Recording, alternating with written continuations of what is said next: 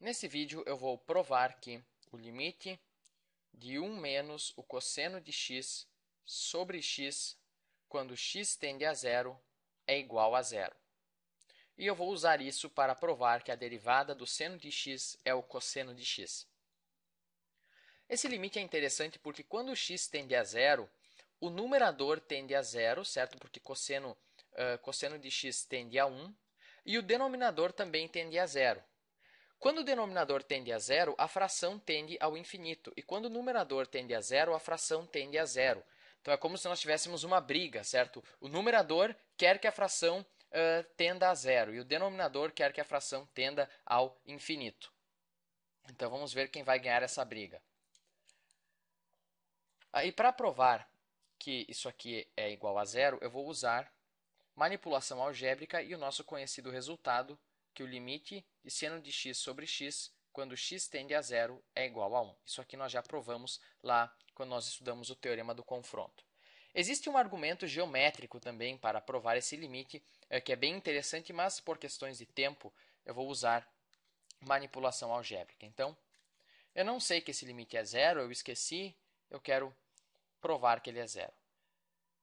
Então, primeiramente, eu vou multiplicar o numerador e o denominador da expressão por 1 mais cosseno de x.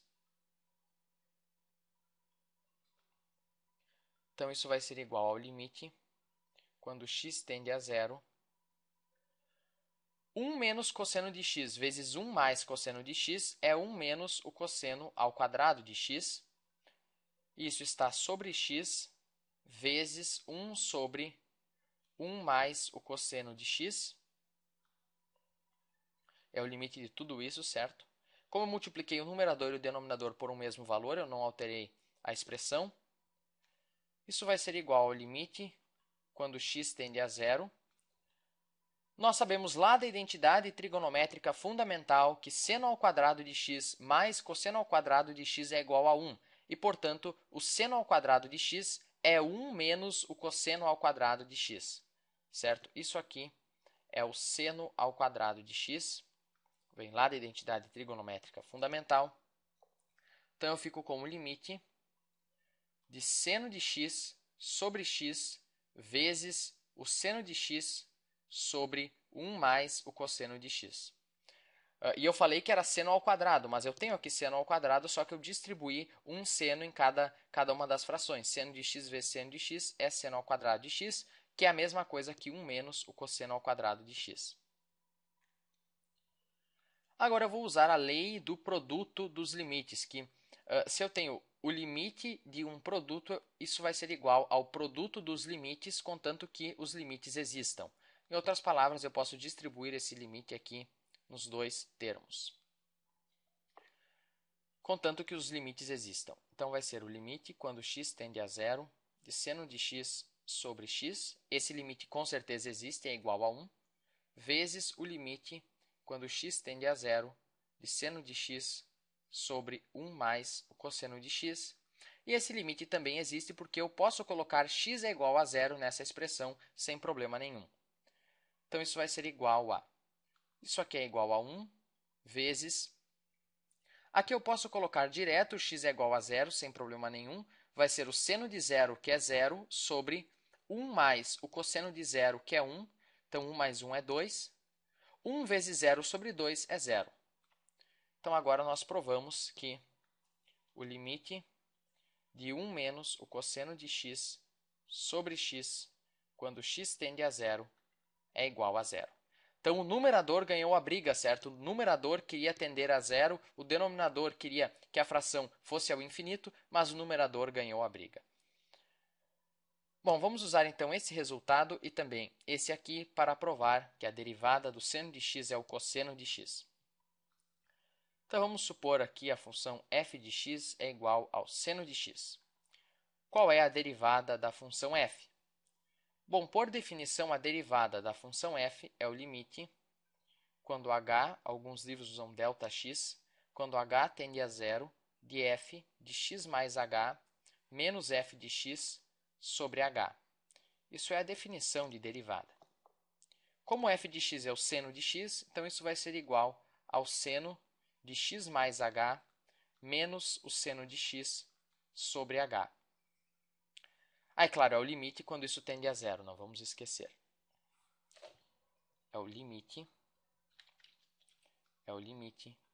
quando h tende a zero disso aqui. Agora, vamos manipular o numerador dessa expressão aqui do lado.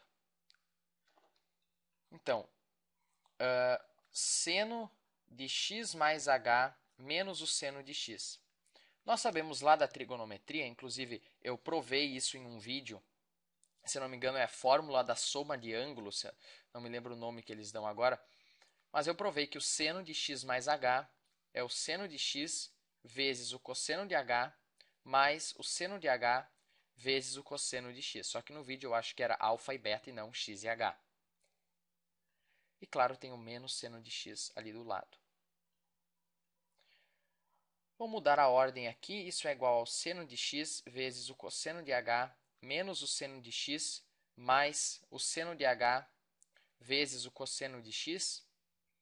Posso colocar aqui o seno de x em evidência e vai ficar. Aliás, eu vou colocar um menos seno de x em evidência. Então, vai ficar menos seno de x vezes menos cosseno de h mais 1. E aqui um mais seno de h cosseno de x. Certo? Se você multiplicar, vai ser exatamente o que nós tínhamos antes. Esse menos com esse menos fica mais, e esse mais com esse menos fica menos seno de x. Eu só fiz essa manipulação aqui para nós podermos usar esse limite aqui de forma bem direta, sem precisar manipular nada. Então, o nosso limite é igual ao limite quando h tende a zero. Nós manipulamos o numerador, certo? O numerador é igual a isso aqui. Então, vamos substituir. O numerador é menos seno de x vezes... Vou trocar a ordem aqui. 1 menos cosseno de h mais o seno de h vezes o cosseno de x, e tudo sobre h. Mas eu já vou distribuir o h em cada um dos termos da soma. Eu vou colocar o h aqui, e vou colocar entre parênteses, porque é o limite de tudo isso. Então, isso vai ser igual a... Agora, eu vou usar uma outra lei dos limites, que é a lei da soma, que o limite de uma soma é igual à soma dos limites, contanto que os limites existam. Em outras palavras, eu posso pegar o limite disso e somar com o limite disso, contanto que os dois limites existam. Então, vai ser igual ao limite, quando h tende a zero, de menos seno de x vezes 1 menos cosseno de h sobre h, mais o limite, quando h tende a zero, de seno de h vezes o cosseno de x sobre h. Isso vai ser igual a... Esse menos seno de x é um termo constante em relação a h, certo? O seno de x não depende de h. Então, eu posso pegar esse menos seno de x e passar ele para fora do limite, porque ele não depende do h. Ele é como se fosse um valor constante em relação ao h. Então, eu vou ficar com menos seno de x vezes o limite de 1 menos o cosseno de h sobre h, quando h tende a zero. Agora, cosseno de x em relação a h não varia, certo? Então, é como se fosse um termo constante. Cosseno de x não depende de h. Então, eu também posso trazer ele aqui para fora multiplicando. Então, vai ficar mais cosseno de x vezes o limite de h, quando h tende a zero, de seno de h sobre h. Isso vai ser igual a... Bom, eu acabei de provar que esse limite aqui é zero, certo? Eu acabei de provar que esse limite é zero. Só que ao invés de h, nós tínhamos um x.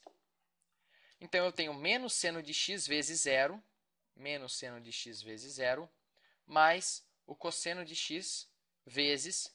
Bom, nós sabemos que esse limite é 1, certo? Nós provamos isso lá quando nós vimos o teorema do confronto. Só que no lugar de h nós tínhamos o x, mas enfim, o limite é igual a 1. E, só para você refrescar a memória, aqui está o limite. Então, isso vai ser igual a... Isso aqui é zero e cosseno de x vezes 1 é cosseno de x. Então, a derivada da função seno de x é o cosseno de x. Bem fácil de memorizar. E aqui eu acho que ficou um pouco claro por que eu coloquei em evidência um menos seno de x, certo? Se eu não tivesse colocado esse menos seno de x, aqui no limite, nesse limite aqui, e você pode conferir isso, eu ficaria com limite, quando h tende a zero, de cosseno de h menos 1 sobre h. Seria uma ordem trocada. Isso aqui também é igual a zero sem problemas, mas para não confundir você, eu preferi já tirar esse menos aqui para ficar o limite exatamente como nós vimos. Bom, nós ainda temos um tempo antes que passe do limite para que você durma, que é cerca de 15 minutos. Então, vamos provar agora que a derivada do cosseno de x é menos o seno de x. E nós não vamos usar todos esses limites, enfim, vamos usar uma manipulação muito simples. Então, eu quero saber qual é a derivada do cosseno de x. Bom, nós sabemos lá da trigonometria básica que o cosseno de x é a mesma coisa aqui. Cosseno de x é a mesma coisa aqui. O seno de π sobre 2 menos x, certo? Lembre-se, o cosseno de um ângulo é igual ao seno do seu complemento. É o seno de π sobre 2 menos o tal ângulo. E você pode conferir isso usando a própria fórmula que nós usamos aqui, a própria fórmula da soma de ângulos. Você pode conferir, certo? Aqui a própria fórmula você pode usar para conferir que seno de π sobre 2 menos x, de fato, é igual ao cosseno de x. Agora, eu posso derivar isso usando a regra da cadeia, certo? Eu pego a derivada da função de dentro, a derivada de π sobre 2 é zero, porque é um valor constante, e a derivada de menos x é menos 1, e multiplico pela derivada da função como um todo, como se a parte de dentro fosse uma letra só. Então, qual é a derivada do seno de alguma coisa? Bom, é o cosseno dessa coisa, certo? Então, vai ser o cosseno dessa coisa, que é π sobre 2 menos x. Só usei a regra da cadeia. Então, isso vai ser igual a menos... Agora, o que é o cosseno de π sobre 2 menos x? Bom, o cosseno de π sobre 2 menos x, nós sabemos da trigonometria, é o seno de x. Lembre-se, o cosseno do... Ou nós podemos dizer o contrário, o seno de um ângulo é igual ao cosseno do seu complemento. Lembre-se, o complemento de um ângulo é aquilo que falta para somar π sobre 2. Então, x e π sobre 2 menos x são complementares, então o cosseno disso aqui é o seno de x. E você pode, se você lembra lá da fórmula do cosseno, o cosseno de alfa mais beta é igual ao cosseno de alfa vezes o cosseno de beta menos o seno de alfa vezes o seno de beta. Você pode aplicar essa fórmula aqui e você vai ver que o cosseno de π sobre 2 menos x, de fato, é igual ao seno de x. E como tem esse menos 1 à frente, a derivada do cosseno de x é menos o seno de x. Enfim, era isso por esse vídeo e eu realmente espero que você tenha entendido e achado útil.